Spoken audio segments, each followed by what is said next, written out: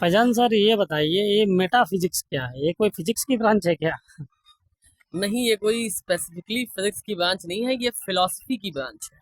Metaphysics एक philosophy की branch है जो फिलोसफिकल चीज़ों को फिजिक्स के कुछ कॉन्सेप्ट्स का इस्तेमाल करके एक्सप्लेन करती है। जैसे जो कॉन्सेप्ट ऑफ रियलिटी है ना, फ्रेमवर्क ऑफ रियलिटी, जो existence of super natural power है ना, तो इन सब चीज़ों को with the help of physics के कॉन्सेप्ट से समझाना।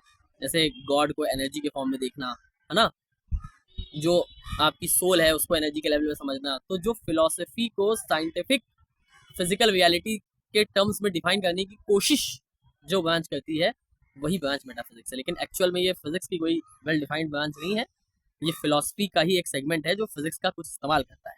जैसे कि concept of energy, concept of thoughts, है ना, तो थॉट्स को एनर्जी मानकर, सुपर नेचुरल पावर को एनर्जी मानकर, इन सब टॉपिक्स को लेकर एक्सप्लेनेशन दिया जाता है। ठीक है, जैसे एग्जांपल मैं देता हूँ मेटाफिजिक्स का एक, जैसे लोग कहते नहीं कि भाई पैर छुए जाते हैं, फीट छुए जाते हैं अपने से एल्डर्स के ट्रेडिशनली।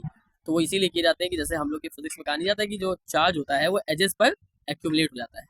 तो और ये माना जाता है कि जो लोग ज़्यादा स्पिरिचुअल चीज़ों में होते हैं उनकी बॉडी में एनर्जी ज़्यादा होती है, वो चार्ज के फॉर्म में होती है।